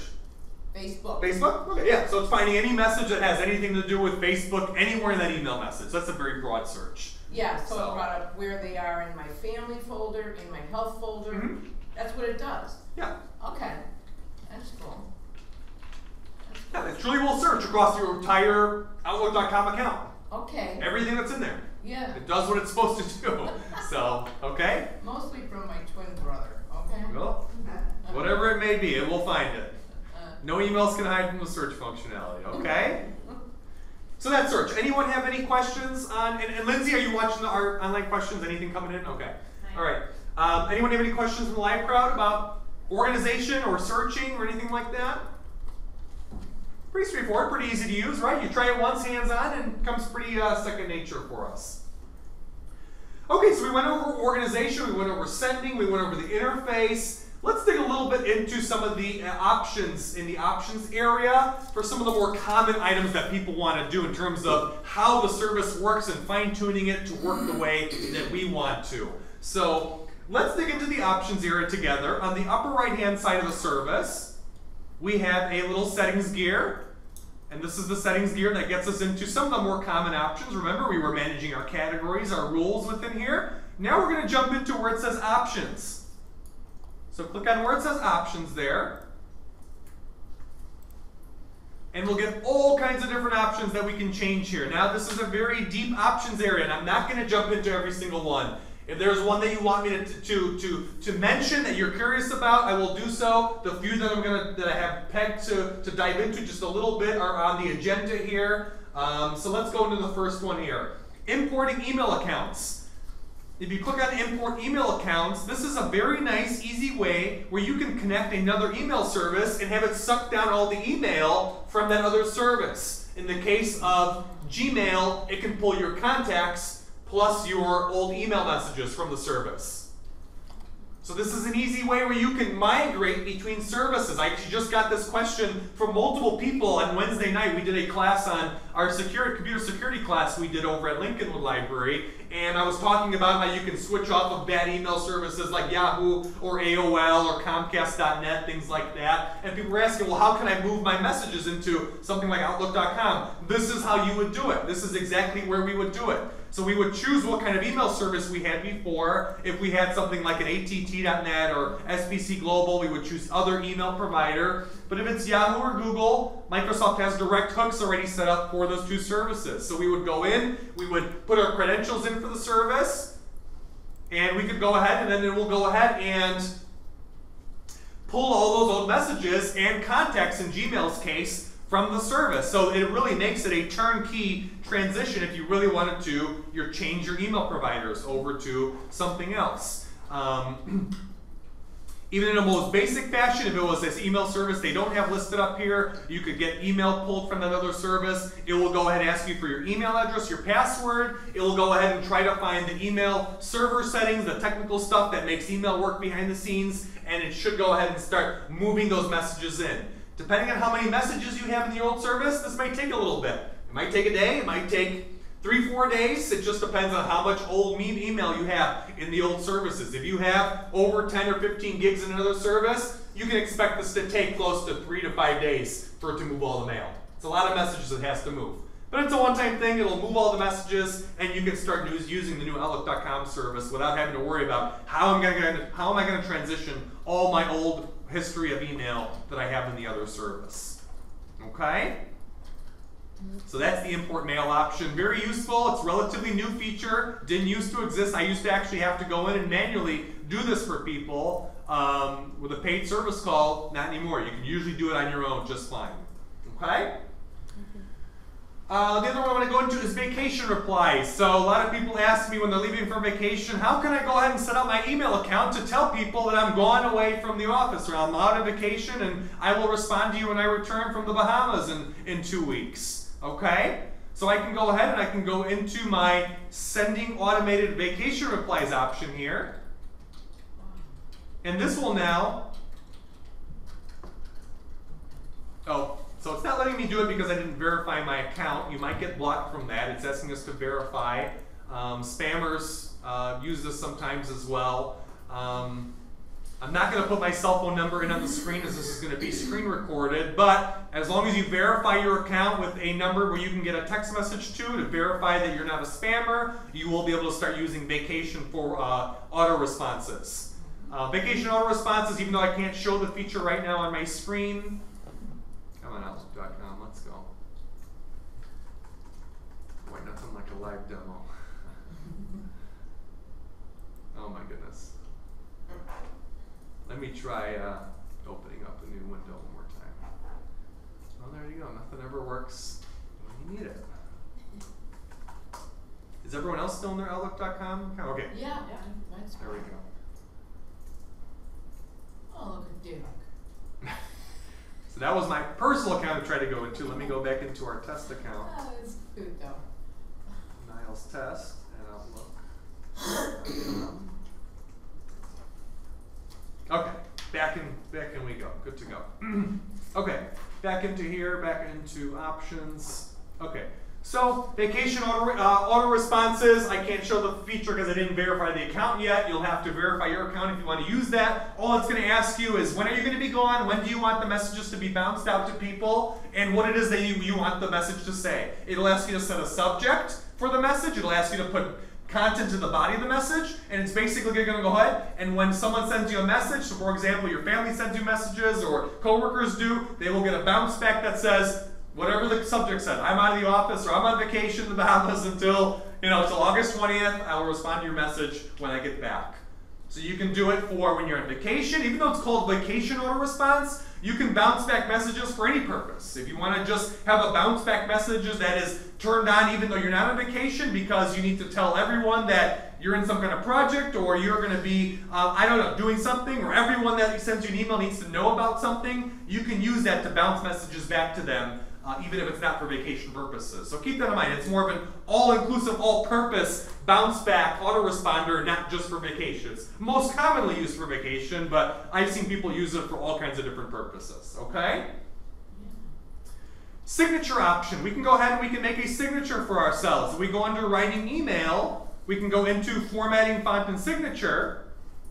And this is where we can actually go ahead and set a signature up for ourselves. So our signature could just have our name and our phone number in it. It could have some kind of a quotation that we want to have on all of our messages that go out. And our signature is shown on every single message by default that we send. I have a signature on my work email, on my personal email, that gets attached to everything. So it's a very easy way to put something in every single message that we're sending out instead of having to retype it for ourselves. So there's a lot of different things that you could do with it. I've seen people that put their physical address in there, some people that put their phone number in every single message, or they put their website into their signature. And if I save it, if I go ahead and let me format it the way I want it, maybe I'll make my name a little bit bigger. I'll put my quote in italics over here, and I'll save my signature, and I'll show you how that looks when I send an email message out. So let me go back into the main Outlook.com inbox area. Let's make a new email message, and look at that. My signature now showed. If I don't want it, I can get rid of it, but it will come up by default for me every single time. So again, it saves you the legwork of instead of having to put something in it every single time you want to show in your emails. Let Outlook.com do the heavy lifting for you. Put a signature in for yourself and let it do it automatically, okay? Delete my draft. I don't need that message. And those are signatures, so you can go ahead, you can change it at any time. If I go back into there, I can go ahead and adjust the signature for myself. If I didn't want the quotation, I could remove it. I could put a link into my website here if I wanted to. It's up to you what you want to do. The one thing you cannot do is, as far as I know, I don't think you could put pictures in here unless you know how to format HTML. You can then put a picture in there. A lot of businesses like to do that, but this is not meant to be used for business, so it's not really going to allow you to do that. If you know how to format coding for websites, you can then put a picture in, but it's not part of the default options in the formatting bar. By default, you're just supposed to put text. In general, I tell people don't put pictures in your signature. It's not a good practice. It bloats email messages unnecessarily. A lot of email services can't see pictures by default anyway. So it's kind of something that I know a lot of people like to do it, but I tell my customers don't put pictures in your signature unless you really, really, really have to. Okay? Can we have a bathroom break, or can I? You can definitely go. I usually don't account for a bathroom break, but we won't be that far along by the time you get back, okay? Another thing that we can change in Outlook.com is Conversation View. Now, Conversation View is a feature that is really only available in Outlook.com and the Gmail service. If you've ever used the Gmail service, you know that when I go ahead, so let me make a message. I'm going to send a message to myself. To Niles test message, just to show you what this is all about. I'm going to send myself the message, okay? And I'm going to reply to that same message. Let's reply to that same message. Okay? Conversation View is basically going ahead, instead of the olden days and making a separate line item for every single message, it's bundling that conversation or that email thread that I'm having under the same area. So for example, now you see how my original message is here and the response that I sent is also here. So it stacks it on top of one another. It's very useful when we have very long conversations between two parties. I'm sending something to Lindsay. Lindsay sends something back. Another reply goes out. Another reply goes out. It's a conversation at that point, right? It only makes sense for it to be bundled in this manner. So it's sort of a new way of thinking about email instead of the way we always used to have it in terms of every line item gets separated out and we had 50 items for 50 messages that were sent back and forth. Now it's only one line item and everything gets bundled in, stacked on top of one another. So we can choose to turn this functionality on or off. Some people don't like this. Some people say, hey, I'm used to just the old way of email, and that's fine. We can go ahead and do that for ourselves. Did you have a question? Is it defaulted on? It is defaulted on. I'm pretty certain it's on by default. I know for a fact it is because I did not change the setting and it's doing it by default for me. So Conversation View is on by default with the Outlook.com service. And how does this magic work? It's as simple as the service looking at the subject line of the message and bundling it in the same conversation if it has the same subject line. The downside of this is that you send out an email message that you have a conversation with someone else that has the same subject, and then you had a conversation that went on with some other party in the past with the same subject line. Those messages may get bundled in the same conversation thread.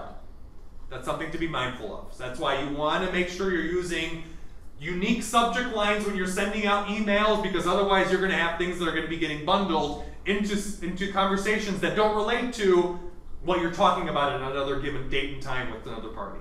Okay? It does happen. It happens to me sometimes. It's just, You know, part of the way the service works. You know, it is what it is. If you don't like conversation view, go into the settings area, go into options, and we can turn that off. If we go into, under this, where it says group by conversation, and we click on that, we can go ahead and do show messages individually. And if we click on save, and I go back into my inbox area, now instead of having one conversation, I have 2 separate messages for myself, completely separate. So some people like that. You can definitely turn that back on for yourself. You're not forced to use conversation view. Okay?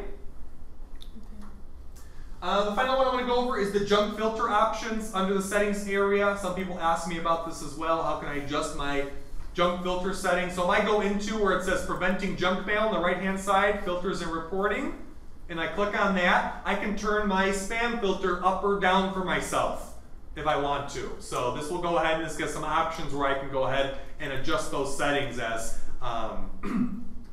some people ask me, you know, I get too much, you know, that's coming in my inbox, can I turn the spam filter up? I have an option here where I can say that all mail is going to be exclusive in that everything gets sent to the junk folder except people that I consider safe senders. This is the extreme, the nuclear option, so to say, coming from the news headlines as the last few months. So this is the nuclear option. You go ahead and you just have everything hitting spam unless that person is actually taken out and considered a safe sender. I usually tell people not to do that. That's a little too extreme most of the time. But you have a few options that you can go ahead and change. One thing you do want to keep in mind though, anything that hits the junk email folder gets deleted after 10 days if you don't touch it. So don't just let that junk email folder fill up for months and months and months. If it's there for 10 days or longer, Microsoft will delete it for you behind your back. And that's to keep the junk folder levels down and keep the storage amount down that's due to spam. So be mindful of that. You do want to be checking your junk mail folder. If you do get messages that hit that folder from time to time, I check it about once every 2 days or so. You know, depending on how much email you get, you might need to do the same for yourself. Okay?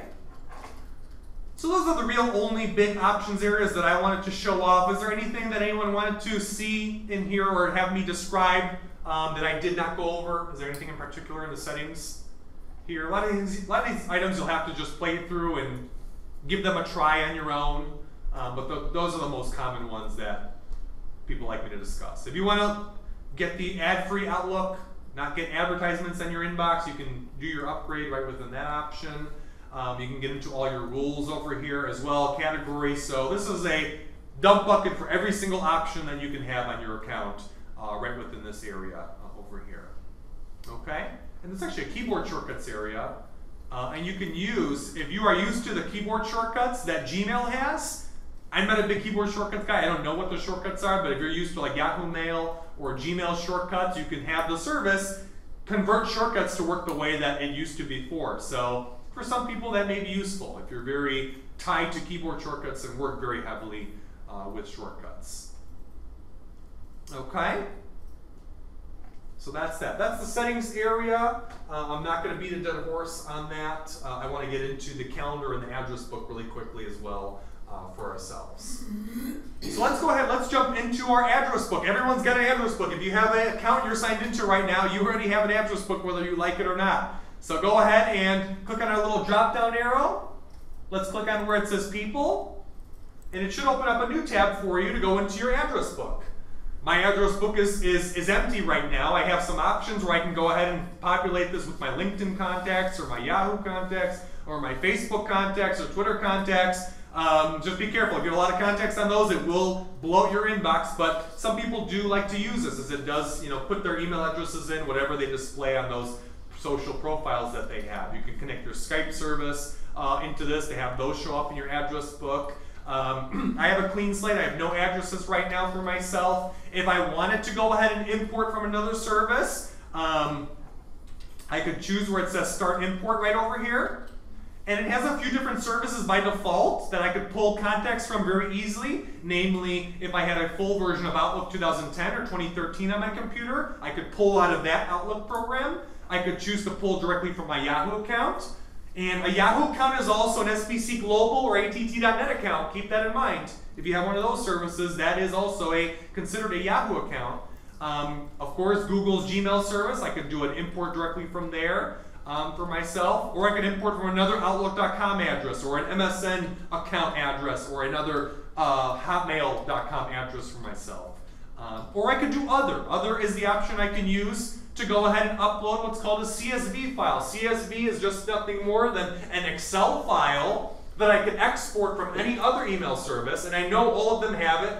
AOL has it, Yahoo has it, I've done it for people in the past, so I know all of them offer it. They will allow you to export a CSV file, which is an Excel file with all your contacts in it. This is usually sometimes the easiest way to move mass numbers of contacts. I can take that CSV file, browse for it on my computer, upload it into the service, and it will go ahead and populate my address book with any contacts I had in that CSV file.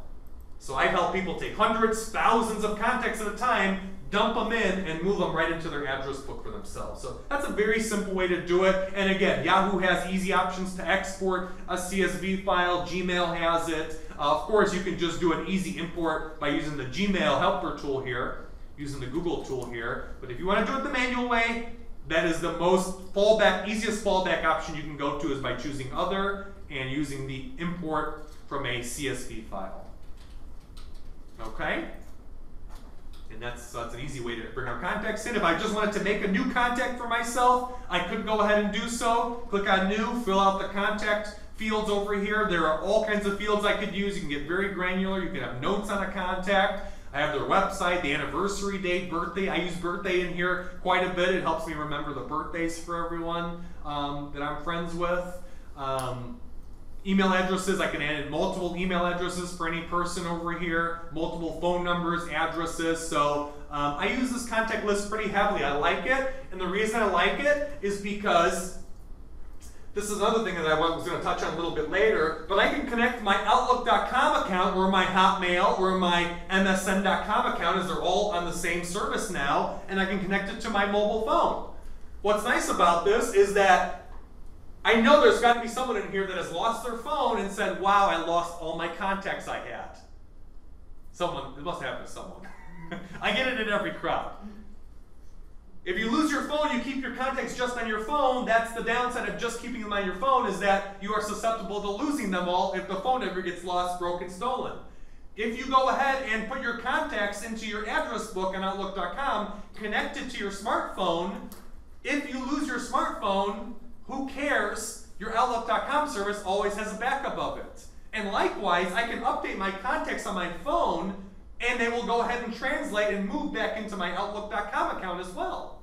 So this is very useful for people that have large address books, or you want to get that access to the info on the go with you wherever you are on your tablet or your smartphone. You can connect it to your phone, and then you can go ahead and have access to all those items on your phone.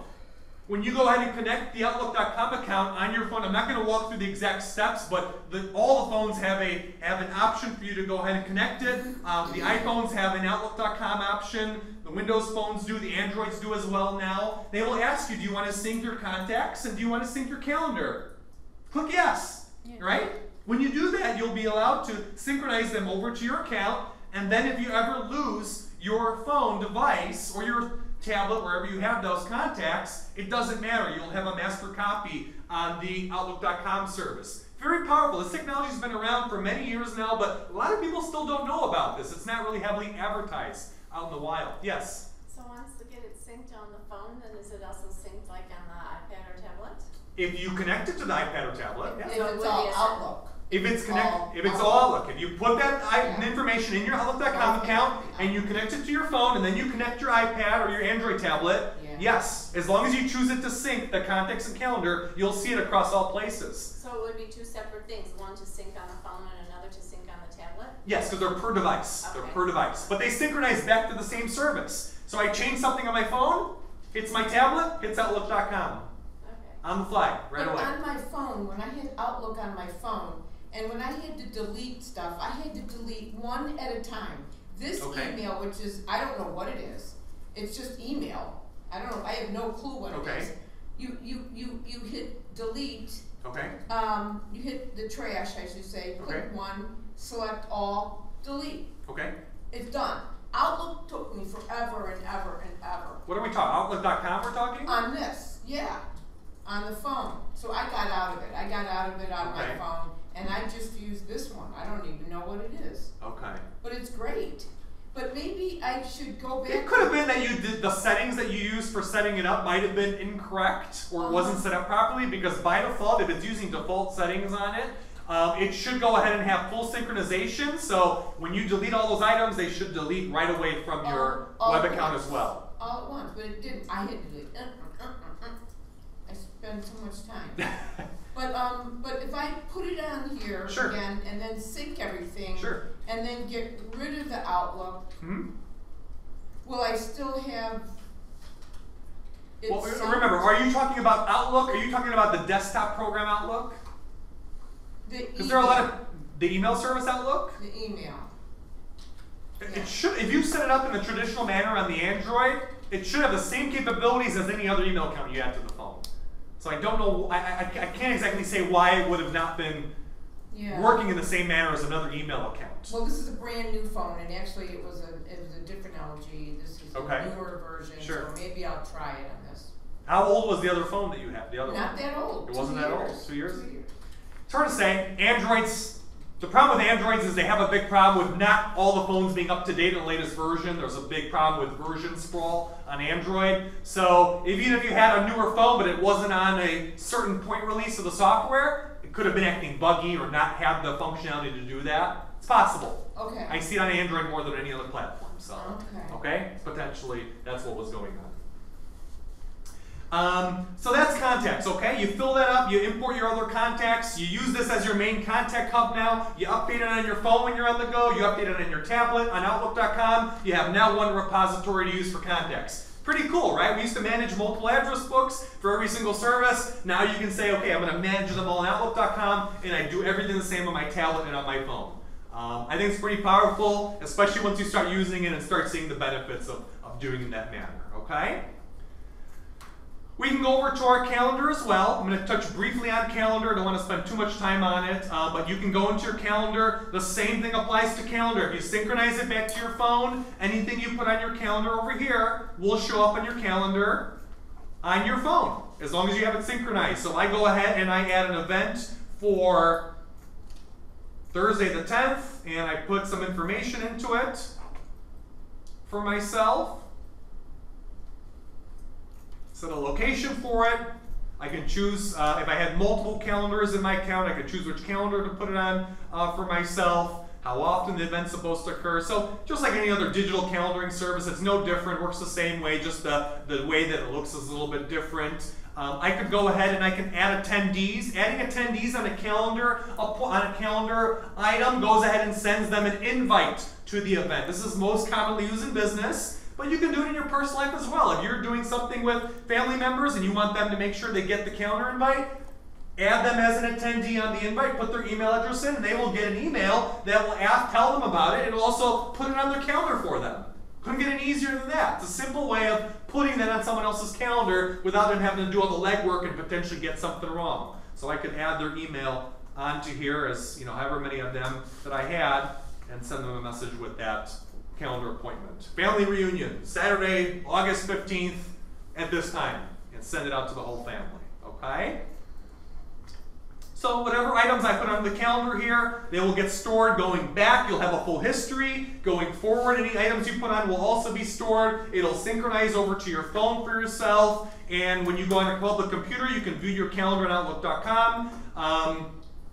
You can also view this on your iPad tablet, on your smartphone, as I said. It will pull into your native phone or tablet calendar as long as you synchronize it. So again, very useful. We rely on this. We live and die by this functionality for our business with our team members and our staff. But again, for your personal life, it could become just as useful as well. Yes? So right now I have like the Gmail calendar. Sure. And so then if I sync it, then is everything going to show up on one calendar?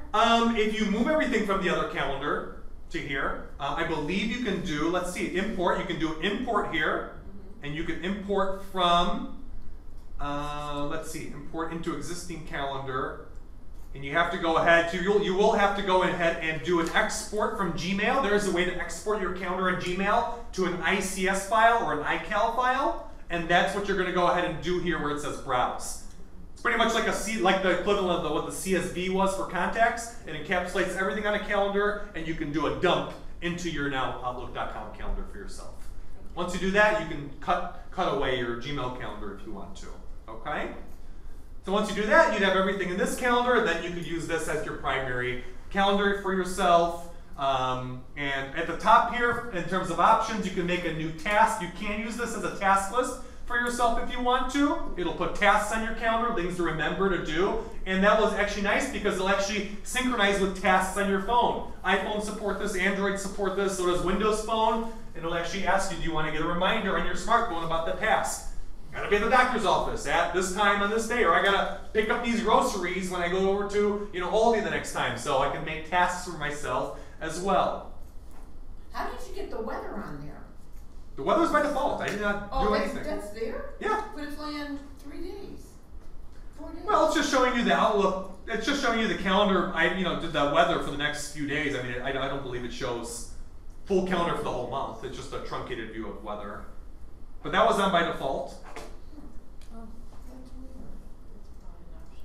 And it's probably under options here. If you go under the options area here, let's see, does it have an option for weather? Yeah, there we go. Show weather on calendar, on or off.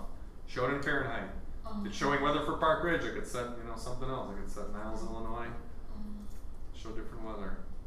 There we go. Save. Now it's showing for Niles. So that's under the options area. So when you're within the calendar, you have a different options area than your email area. So keep that in mind. Your options change based upon what area you're within Outlook.com. If I'm in my people section and I go to options, it's going to have, well, there's no dedicated options area. I take that back. There's just a few different settings that you can choose here for yourself. But under calendar, there's a separate options area I can go to that will show different things. I can turn off, as you saw here, I can turn off over here where it says there's a birthday calendar. So if I put birthdays in my contacts, there is a calendar that I can overlay to show the birthdays on here. If I don't want to see all the birthdays, turn it off. And if I don't want to see US holidays, turn those off. As you saw, Independence Day just went away on July 4th. So I can turn those on. It works very similarly to the Gmail calendar. They're all overlays. There's one common calendar, but other calendars within here are just overlays on the primary interface. And Independence Day just came back for me. So that's how that works. And I can go between months for myself over here as I need to, and check different things. The only thing that's missing that I can tell is search on calendar. You can't do calendar search yet within Outlook.com. I'm hoping they're going to add that at some point, as I believe Gmail has that. But they are making changes to the service on a monthly basis, so it's only a matter of time until calendar search hits the service. And that'll be nice because then you can search for attachments on calendar items and people that you send calendar calendar invites to, things of that nature. Okay? So that's the people and the calendar area. Any specific questions about either of those two? I never got it because it says that Microsoft Services isn't going to give it to me here because it's not updated. Or you could just keep going.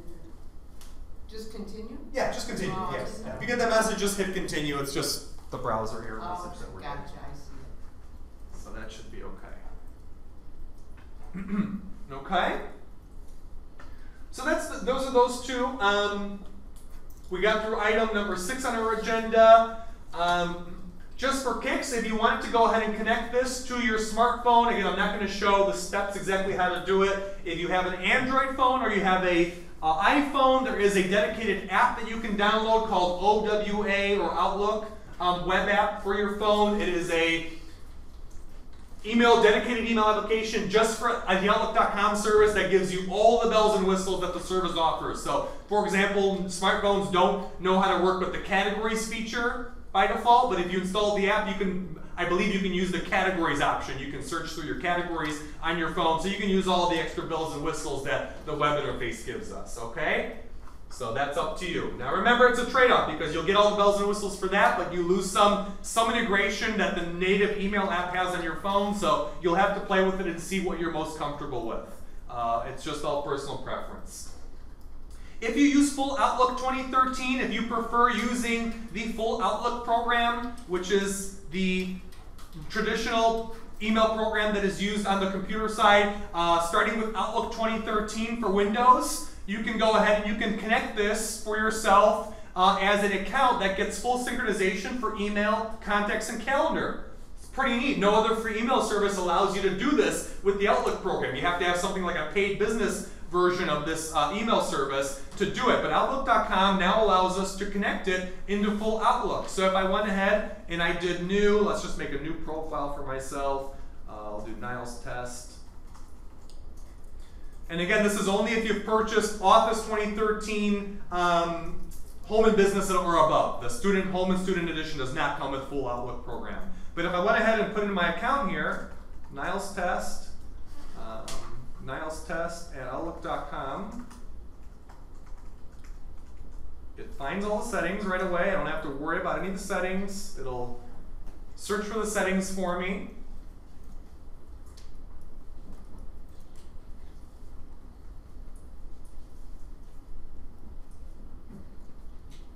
Should work.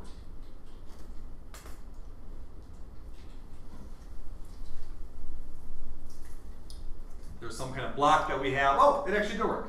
It worked, okay. If I click on finish now I can go ahead and I can get my whole service within my full Outlook program. So again, if you come from a business environment, work environment, you might be used to this a little bit more. This might be more comfortable for you. It takes a little bit of time for it to synchronize, but my calendar will pull into here, my contacts will pull into here, and I will have a seamless integration between the web service and now the full Outlook program. So this is now a fourth spot where I can put my Outlook.com service is within this Outlook program, and I can use it the way that some people are really used to, in a more traditional sense. So it's up to you. It still didn't update the full service. It shows as disconnected still, but it takes about 15-20 minutes for it to do the full synchronization, and I can now use it within here just as if I was on the web interface for myself. But you have a lot more features and a lot more formatting options you can do within here, things of that nature. Okay? So that's that. So that's only Outlook 2013. If you have an older version of Outlook at home or you use Outlook for Mac, you cannot use it on any of those. It has to be Outlook 2013 for Windows only. Okay? That's my formal agenda. That's all I have for the formal part of this class. I'll open the floor to questions now. Any questions about the service? Any questions about anything we covered here today in terms of content? Anything I didn't show that you thought I was going to show here today? Boy, it must have just been that good. When I attempted to go into yes, go ahead. the one that you mentioned before, not the cloud, but the one that you had a class on. Okay. What was it? No, it's not the cloud. It's the OneDrive. The OneDrive. Yes. I attempted to do that at home. Okay. And it wanted my Microsoft Outlook email. Okay. And so they was asking for yeah. whatever account we just used to sign in, whatever account you were just using. That is your Microsoft account. I didn't know that. So now you know. When I go into the one that little cloud, navigation bar, and yeah. remember that navigation bar that I said was common? Look what we have here. OneDrive. Yeah. Word Online, Excel Online. Yeah. You have access to all those other tools now because you have a Microsoft account or an Outlook.com account. Well, when I went into OneDrive, because I have Windows 8.1, sure. It wanted my Microsoft account. I didn't know what the hell. Well, that could have been. You could have been doing a sign-in on the local computer itself. You were not on the web interface. You were signing in on the actual computer. Okay. Windows 8 has deep integration with your OneDrive account, and it can go ahead and synchronize your content to your actual computer directly, but that's different from this. This is the web interface, and it's asking you to sign in to your account on the web. Okay. But you can sign into your computer with that same account now and yeah. synchronize your documents directly to your computer. It'll pull them down to your computer for you. Will it save it even if if the computer crashes? Will it save it forever somewhere on OneDrive? If you put it into OneDrive or under the OneDrive folder on your computer, for example, I have my OneDrive connected on my computer. Everything under this area here is all saved on OneDrive. If my computer crashes or gets lost, I don't care because it is all backed up to the cloud. So you can go to another computer and pull up OneDrive and you'll have it. Exactly. Then how come they made me get Seagate? Who made you get Seagate? Well, I had my brand new Windows 8 okay. computer a guy from India called, Okay. claimed he was from Microsoft, and I bought into the lie. And I let And he him told get you in. to see game it? No, told you he to see didn't, it? but I had to, he got into my computer, so I had to cancel my credit card, Okay. he got in and scammed me, Okay. is what I'm saying. Sure. So then Best Buy, where I got my computer, made me get Seagate to save everything. Now, I mean, you're that saying works I too. can That works save too, but that's- everything on OneDrive? You can. Yes, you can. That was what I tried to hit across home when I did my OneDrive class. You can save everything within there, as long as you have enough storage space on it. It depends on what you're storing, though. If you're storing a lot of content, a lot of large content like movies, videos, No, or large my- pictures, my that's where aunt's OneDrive is maybe not the finance. best option because you only have a limited amount of space. You can purchase more space, but you only get 15 gigabytes of free space to begin with. For most people, that's enough. For some people, that's Yeah, I not just enough. needed Maybe the my Best Buy space. guy thought you had more storage than that. But if you have 15 gigabytes or less that you want to save, you can just save it all on OneDrive for yourself. And since you have Windows 8, you can get the same integration like I do. All my stuff on OneDrive is on my actual computer right here. And I can work on it within my regular office, and it's like it's not even the cloud. It's my local computer. Is it like the cloud? It's the best of both. It's the best of my local computer and the best of the cloud, merged into one. Okay. So. And nobody else can scam, get in that OneDrive? Unless you give your password out or your password's weak and they get into it, but Okay. if your password's secure and you use a good password, no one should be able to get in there. Yeah, I wonder why, And you don't write your password down on a post-it note, leave it by your computer, that's another way that happens. So, Oh, yeah. as long as no one gets your password, it is very safe and secure. It's a very tight-knit service, a lot of security protocols go around it, things like that. Okay. So, okay? Yeah. So that's OneDrive. Could you explain again for me how do you get the contacts from your phone, like iPhone, to Outlook PC, on your PC? How I got my Outlook.com contacts? If I have my contacts already on my iPhone, Mm-hmm. and I need to save it on my PC in Outlook, what's the procedure again? So that's a little bit more complex. You might be able to use iTunes to do that. iTunes has direct integration with Outlook. If you do an iTunes sync with the phone, but it there doesn't should show- be an it doesn't- option. It doesn't show contacts on there. It doesn't show contacts? Well, maybe you never chose the option to sync the contacts to Outlook. There is an option within iTunes under the sync settings to go ahead and choose Okay. to synchronize the contacts. It's not on by default, I don't believe. Okay. And that might be what's going on in your case. Okay. Shoot me an email after class. I can send you a direct link to an article where you can walk through step by step to check that. Okay. I've worked with a few people on that. It's not that difficult to do. Okay. So, okay? Thanks. Any other questions? Otherwise, we'll jump into, Lindsay, any online questions from the online attendees? Nothing? Okay. Well, I guess we're going to go ahead. We will cut the recording off now. We will go ahead and we will ask for anyone that wants to be in on the raffle for the 2 goodie bags. Lindsay will come around and hand out raffle entry forms. I appreciate everyone coming out for the class today. If you have any final small questions you want to ask me, I'll be here probably for another 10-15 minutes taking my things down, so feel free to definitely ask me, okay?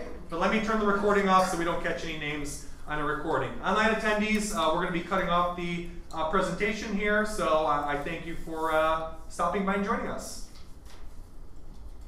Is there anyone who wanted to attend raffle? What do? You